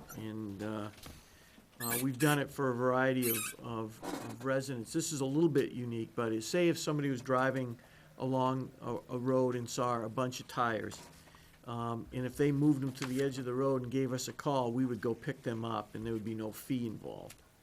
We've done that to try to keep things cleaned up. We had a lot of activity like that along the Ridlin Road. And so we've extended that to a variety of people who have taken advantage of it. So I guess we could work with the Sportsman Association if in fact they There wanted to must get be rid of. like 100 tires or Oh, more I up think there's there. more than that there. Oh, wow, and $3 a piece? Needs to be Wow. cleaned How up. much does it cost us to get rid of a tire? If I took think a it's tire down, what do I have It's to pay? $1.50 right now. Oh, I thought it was $3 for a tire. Depends on the size. If it's Oh, I larger, thought just the think bare it's. tires, and then it was more if you had a rim. No, I have to look at the fees again, but I think you're a little high. we have a motion on the floor, I think we ought to already take voted. the vote, We already voted, yeah. and we ought to move on to the Is next that- issue. He's They've got been it for you. granted. He's got it for you. Go. Granted. Wait for you to sign it, Bob.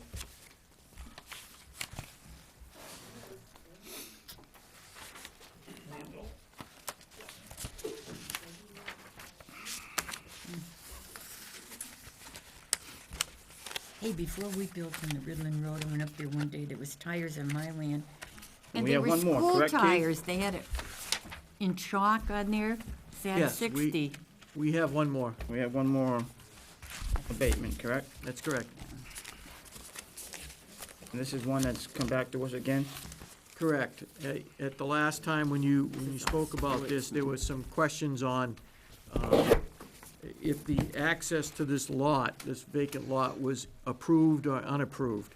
Well, it said it has a deeded right-of-way, which is only on paper, but all right-of-ways are on paper. It's a deeded Yeah, but they- unimproved right-of-way. It's not improved. No, So but in other it's- words, But it's a right-of-way, it is not a landlocked piece of land. Right. correct, there's a distinction between approved and unapproved access.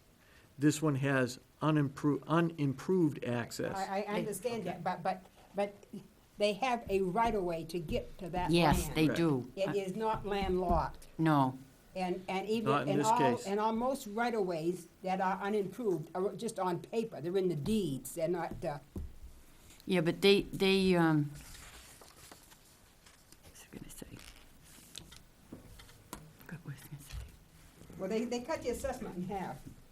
They Almost- give a big almost in half. discount figuring the cost to actually put a right-of-way in. That's what he said that they Correct. do now. This stays pretty much with what That's you, what that what was. you've It done in wasn't- the past. They weren't saying it was landlocked, just that the road hadn't actually been put in and Well, they, if you read what the person who is asking for the abatement wrote. Where is it here? Right-of-way and lot is on paper only, no improvements have been done, so, you know, it's, It's a little, it could be confusing if you read that application, but but we're cutting that, that's a perfectly good piece of land with a right-of-way, and, it doesn't say that it's wetland or anything else, and it's only, they cut it down to, reducing it to 34,600. Yet the Sportsman's Group, which we're assessing at 108,000 of swampland over there, and most of that is swampland too. I do know that area very well. what's your pleasure I on this? make a motion, we deny the abatement.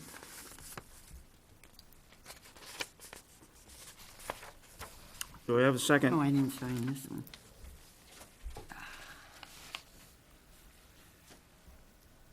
Would you consider this, Marcia, a vacant house lot? Is this the one you're talking about with the right-of-way going in? Yep. Yeah. Yeah, and it's backland without that, Well, I don't, Yeah. I don't know. how where. big is it? It's over Uh, 3 acres. Excuse me. Oh, Excuse- yeah, that would be a house Colleagues, lot. excuse me, I have a motion, do I have a second, and then we can get into discussion? Well, I'll second, so we can get into the discussion. Okay, discussion. Yeah, that's what I would consider it. So what are vacant And I house didn't lots? used to give a discount if the right-of-way wasn't put in. They have the option to do it, and I know it costs. Or do they do it for everybody? But Yes. you would still give them a little more of a discount with no right-of-way going in, but The only Not the distinction here, 50% they give. Selectmen, is the only distinction is that the lot exists, there's a right-of-way to it. The only difference here is the right-of-way is unimproved. It has not been cut out. We understand, Gravel. I All right, understand that's the that. only But distinction. what I'm saying is, they have a way to get into that piece of land, it is not Right. landlocked. right. In state of Maine, no piece of land can be landlocked. That's state law. Except all the land, the state landlocked when they put in the turnpike. Now, The That's thing- different. The thing you have before you right now is that Selectman Chambers has made a motion, it's been seconded, to deny this abatement. Just so we're clear. I think they're probably doing that because in the subdivisions, they give big discounts till the roads get put in. And they must be doing the same thing for single parcels. But it's not a practice we have been doing. Well, maybe they've been doing it recently, but he said they'd been giving discounts if the right-of-way wasn't put in. I mean, this is an abatement of almost $500. Taxes, yeah. You know, it's, I don't know, I mean, when we give all these abatements out, they cut everything in half, Well, we're just putting a responsibility, a burden onto the rest of the taxpayers. Somebody has to pay the bills that we spend the money. Bob, you got anything to offer on this? Oh, this is That's confusing. No, I'm This ready one's for a confusing vote. me. All in favor of denying this abatement? Yeah, they could change the system. Opposed? Okay? Did you vote? Mm-hmm. You vote, No. She said no, okay. so you've denied this abatement here. You don't need to sign that, Bob. That's nice of me. Is there another, do you have the other paperwork back from the other abatement, if I may? No, I don't. Finish signing it? Yeah, okay.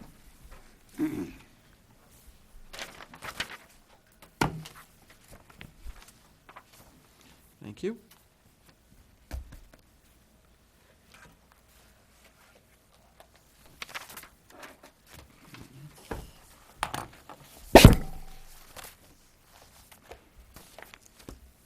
Oh, this is serious.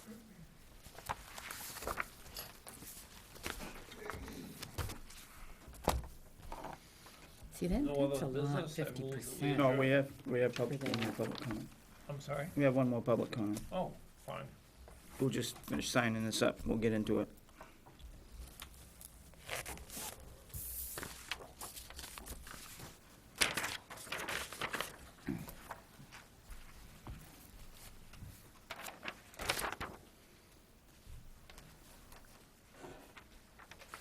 Anything else, Keith? No, sir. Last public comment. Right in front.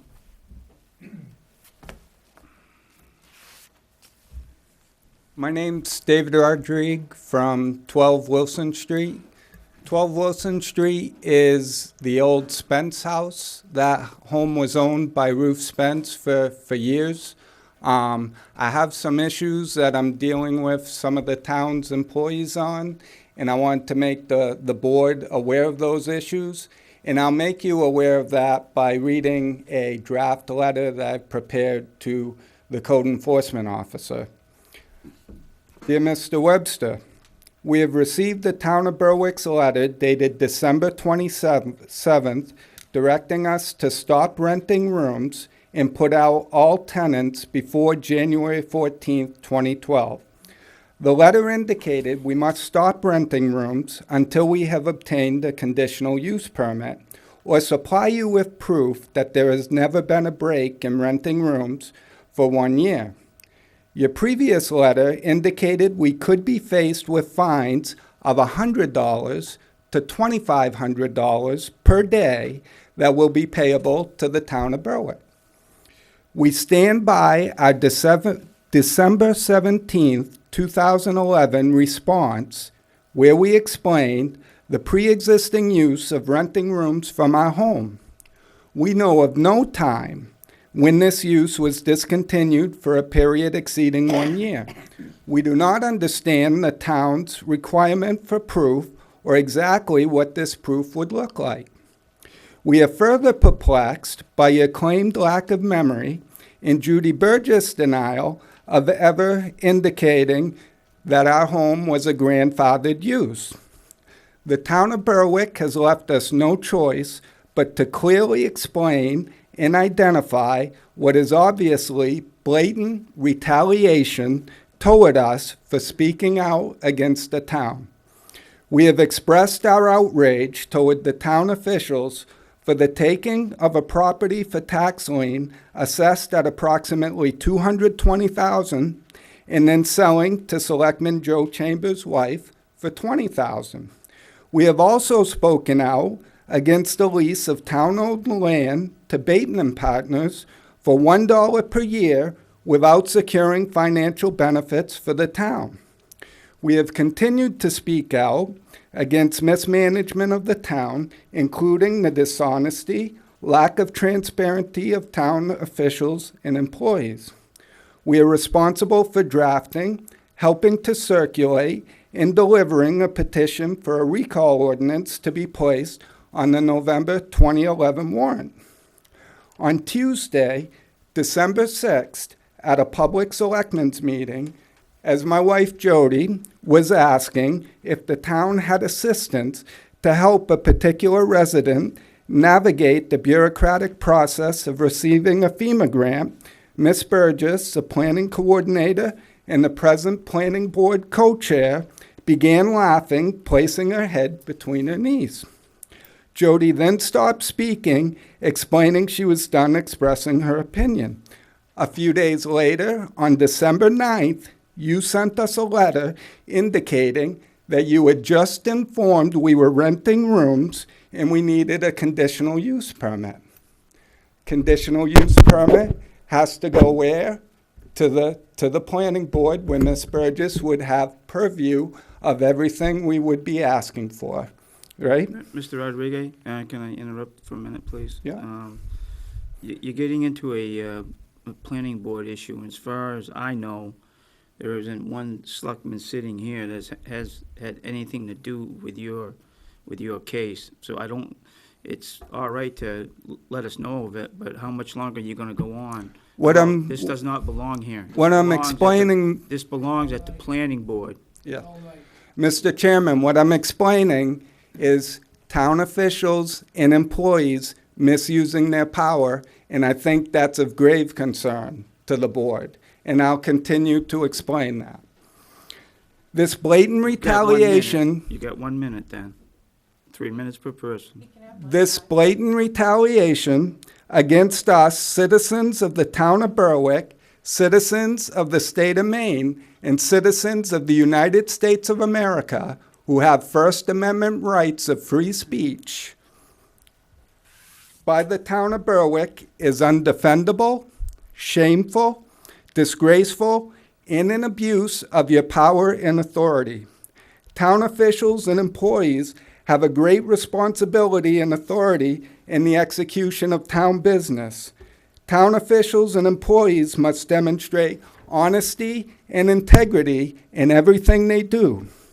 Town government is given huge powers, including in some cases the powers to impose monetary fines, as you have threatened to use against us. The proper use of these land use fines is not in retaliation for an official's personal agenda.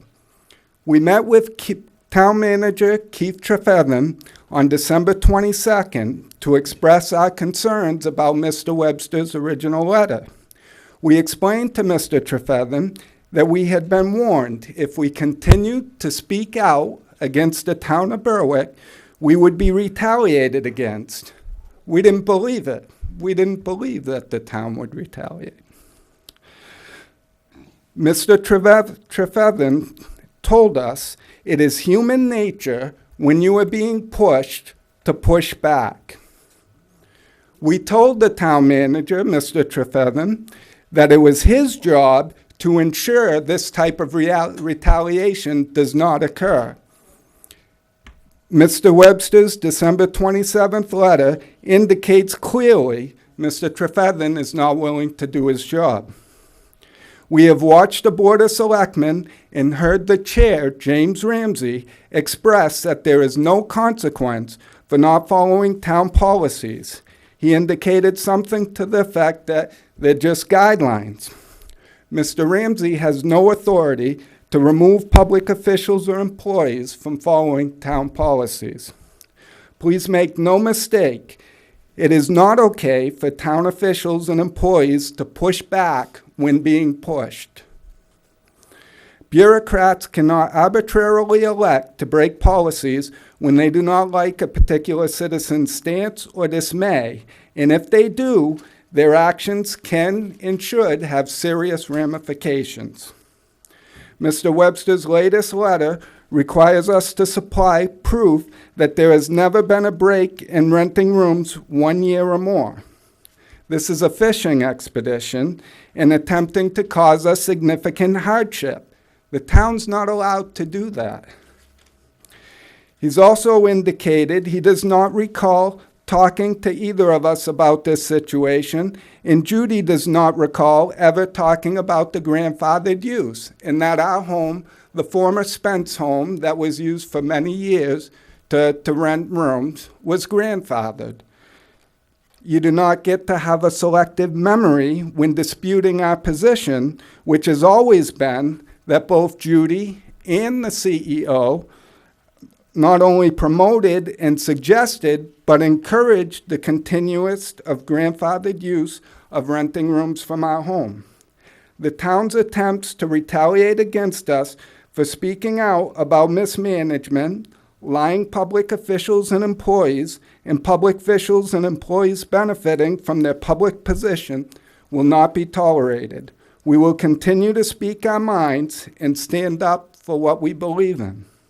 We are armed with the truth, our voices, and our right to vote. It is shameful that because we exercise our rights, the town abuses their right by threatening monetary fines against law-abiding citizens. All this while the town buys, sells, and/or leases public land without providing citizens the facts. All this in an attempt to intimidate or retaliate against us, Berwick citizens, by abusing your governmental power. I trust that this explains our position. I trust you understand that nothing has changed and we are in a pre-existing use, as town officials have explained in the past and the current Berwick land use ordinance allows. Mr. Rodriguez, who did you buy that property from? We bought it from Halia Zadowski, I believe. And they were renting rooms? Before you bought Yes, the she had rented to a minister from a church in town. But Yes, now, ma'am. They bought from Ruth Spence? They bought from the family of Ruth And Spence. before Ruth that, it Spence was heirs. Fred and Maine Spence Yes, ma'am. owned it. Yes. I believe everybody we talked to in Berwick, Marcia, you must know, Ruth Yeah. rented Yes. rooms there for years. But they didn't rent for a number of years. They made the upstairs that they used to rent rooms in into an apartment for the brother till he died. Yeah, but Vera Earl lived there for years in a room upstairs. All she had was a room. She ate all her meals out. She did not have a kitchen. My mother used to pick her up every Sunday morning for church. The, And Ruth Spence, after they retired, Ruth came back there. They were teachers. She and her sister Dorothy were teachers in Massachusetts. And their mother, Mame, whose name was Mary, was a butler. And my mother comes from butlers, so I know that whole. and that's what we have been told all along as we researched purchasing the home and then purchased the home, renting rooms was grandfathered. Doc Crane was a school teachers rented there for years. Mhm. To further illustrate the point, the implication here is that just December 9th did the CEO learn that we were renting rooms. Most people who have lived in Berwick have known that, yes. To prove that it has never been stopped for a year. Yes, for as long as we've owned the home, we certainly can. Yes. Once again, Mr. Rodriguez, have you been to the planning board? We are not going to the planning board, Mr. Ramsey, as the CEO would like to force us to do. We are not going to the planning board. We have a grandfathered use, as has Moving been on from explained that by case. town employees. The CEO's letter to them just said that if you can prove that you haven't lost that ban for a year, then you don't have to go to the planning board. You've already exercised the ability to have the use that's there.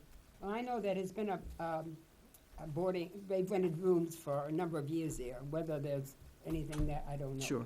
But I know that, I know the school teachers, some of them came here single, and one of them got married, and she's still living in Berwick, and been retired for a number of years, because she's my age. But I believe the CEO's letter only asked them to provide verification to that, so we could move on. How could they provide verification? I'm not sure how that was gonna go.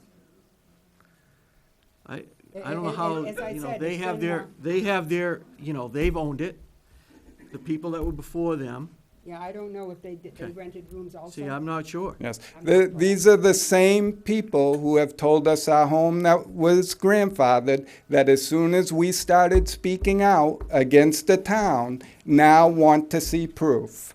When you push, you get pushed back. To me, that's unacceptable.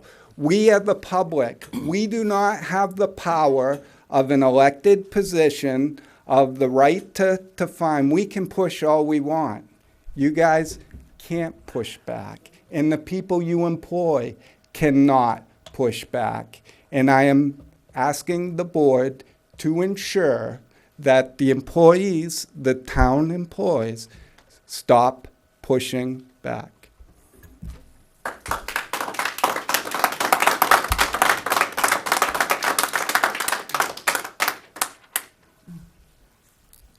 In the back.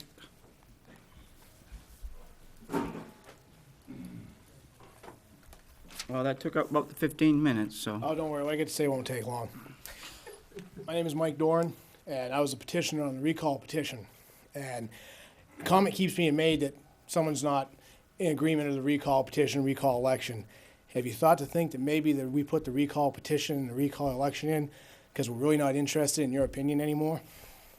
Goes for 3 of you up there. Last one. Right here. You're the only one with your hand up. Jody Wright. We don't have time for any more letters, so. I'll give you a love speech. Go ahead. My love speech tonight is, Go ahead. I believe it's retaliation against us for speaking out, for having signs, for doing all with the petition that we have done, for being involved as a family in community efforts to change the community. And I do not think it's fair that when I talked to Judy Burgess maybe 25 times since I have lived in Berwick, and the CEO, not only about the rooms, but about other business possibilities for 12 Wilson Street since I'm in a commercial property.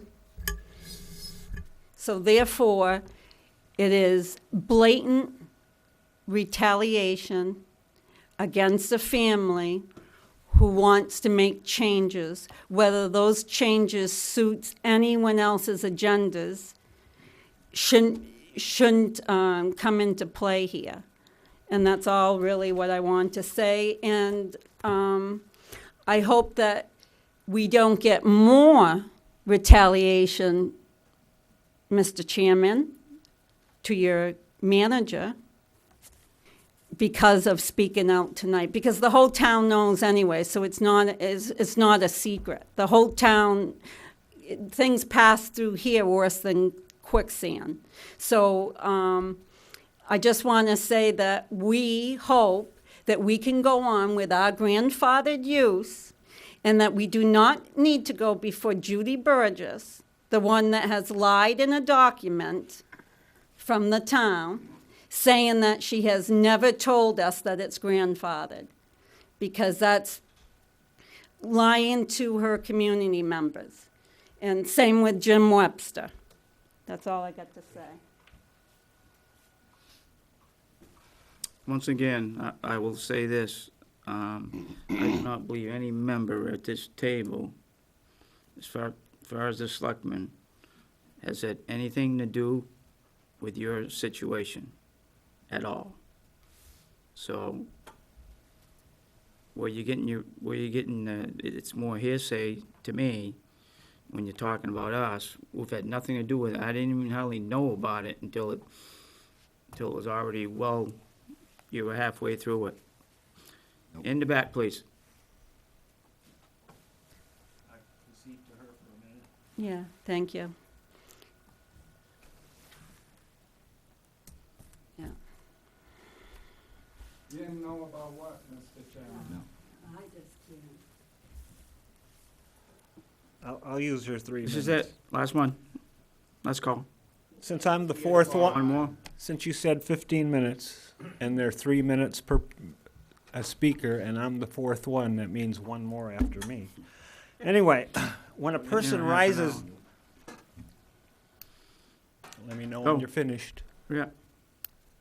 When he was up here speaking, a person can get up during public comment, and it's in your decorum policy, and speak on any subject, period.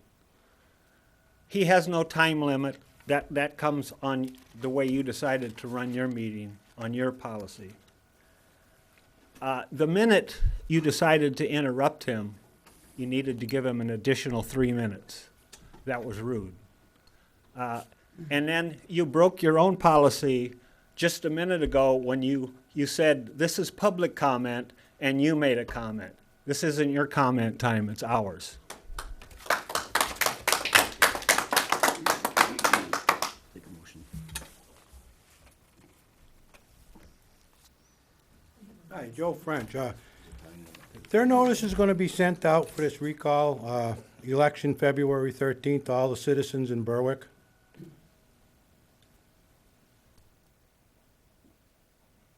Would you repeat that? Are we gonna send out notices? They're gonna send out notices, like when we have warrants, you send them out to all the citizens. Costs a lot of money. You guys wanna A donate? lot of money. When we had the parking lot, you didn't send them out because you said it cost a lot of money. We voted the parking lot down. Mr. Ramsey got 3 calls, you got 2 calls, so you said it wasn't a fair consensus of the people, so you re-voted again. Now, this vote, the February 13th, this gonna be it? I mean, if you get voted out, you're not gonna say, well, we never sent out notices, so there wasn't a true consensus, so we'll vote again? I just wondering I if don't that's, intend to. that's the way you guys been working. I just wondering if that's, wouldn't it be cheaper to send notices out to all the people, so they all know about it? Oh, it's a lot of money. Have an answer to You- that, you- Keith? The board up there, the 3 up there, the board of money, is spending money like it's water anyway. It's gonna cost you $1,500. Generally, in the past, what you've done is you've given your public hearing notice, which will be the 31st. After that, there's a couple weeks, and you have either approved or disapproved of sending out notices that the vote's on the 13th. So you haven't exercised with me whether or not you wish to do that at this point, but you still have some time to think about it. I think it should be. I think all the citizens think it should be, too. Okay, I'll take a motion to adjourn. So moved. Second, All in favor? notice nobody wanted to donate. We're adjourned.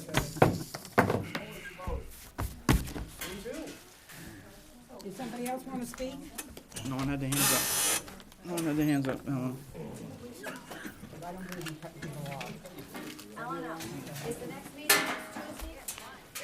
Yeah, we're meeting Tuesday on the budget, right? You guys haven't told me. No, I would think we would be, every other meeting, every other Tuesday. I thought that was cut and dried. What budget do you want to take up? Let's see if I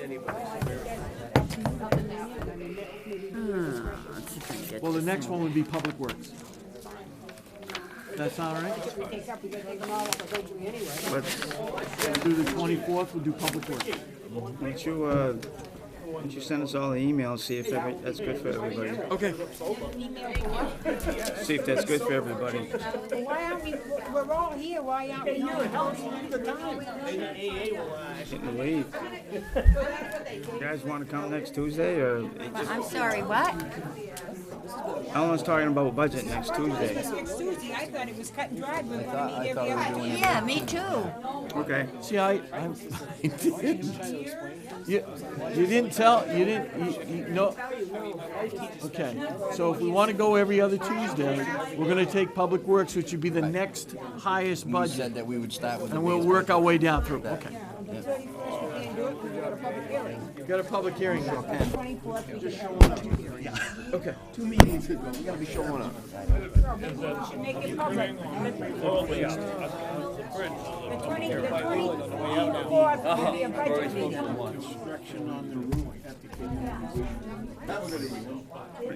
Want to get that on the website, Keith? Because Get that on the website, the I felt that we need to really look at the building that was being occupied. And I had talked to Bob after the fact, and he said that the roof was not leaking. So Usually, if I see him tomorrow morning, I'll tell him. my opinion is that we need to put the damaged product out there. Having been in on the inspection, Yeah. when we went in there, it was not leaking, it was raining. But he said it was. He asked Wayne how he put his screw in on his own and patched the roof. Just to save the structure. So remember when the bidding comes for the roof again, because he was like the second leg. I was using his recommendation because he was there, and I just sound like that. Hey, did you happen to see But it? it was monetary or? Yeah. And your reason? My reasoning. Did Yeah, you see there's a this? budget meeting next Tuesday. 6:30. They signed a proclamation today. I went up. Public Works. It was I think that's amazing. what Keith plans on. Should have been done during the meeting. Yeah, I'll try. But that was actually, I got the, I probably have your website. They, the call to Maine, call to prayer caucus is actually formulated, and now that they have the proclamation out there, it's been signed. I went up today and I saw Governor LePage was there, Attorney General, and stuff like that, and they had a lot of other people. How'd it seem up to there. go? It was- Pretty good? It was really, We'll go home and watch it, we'll find out how it went. What was it? you know what? No, it's, we had an issue with one of the mics. It's this, In God We Trust has now passed. Which one They was it? stood forward and they said, we want it engraved, so we don't want it. I'm sure you could hear everything I could say. They ended up good. So, it's a process. How you doing? I understand I was down last time and they haven't fixed it. See, mine was real close to me. Mine was moved at my waist. Oh, yeah. Yeah. No. I looked it up. Yeah, Every time I was writing, right? Yeah, we were. That's why I'm had an issue. Yeah, and the only thing I gotta tell you, okay, is that when the questions, I have no idea, I haven't seen the letter that got sent or anything. So, and I'm not questioning that, and I respect all of your things, and I really think it's a great idea when you come in to, to see how it works. There was one little girl, almost your age, that was up and saw Governor LePage today. That was pretty neat to see. Get involved, keep involved, and do not ever let anybody tell you that you can't, okay?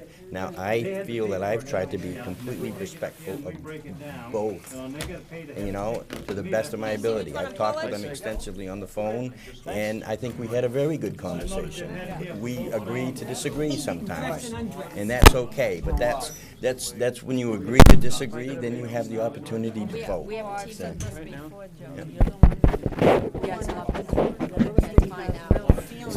One, two, three. you know what? I don't know what your actual beliefs are or whatever like that, but I'm really involved in this Maine Call to Prayer Day. But we're gonna pull Maine these, right? caucus. Yes, yes. I went to that today and it was pretty amazing. It was We're not pretty gonna leave amazing. them I in got a here. chance to meet Governor. I don't know, LePage. they're All the troubleshooting. time, there's too many people coming But in to and see out. see things like this, but the thing is that when you go and somebody makes a decision, you gotta accept the decision. As parents, I tell my kids all the time, this is the way it is. Sometimes they don't like my decision. Sometimes they don't like my answer, but No. it's all right. Yep. If you notice, the lights are going.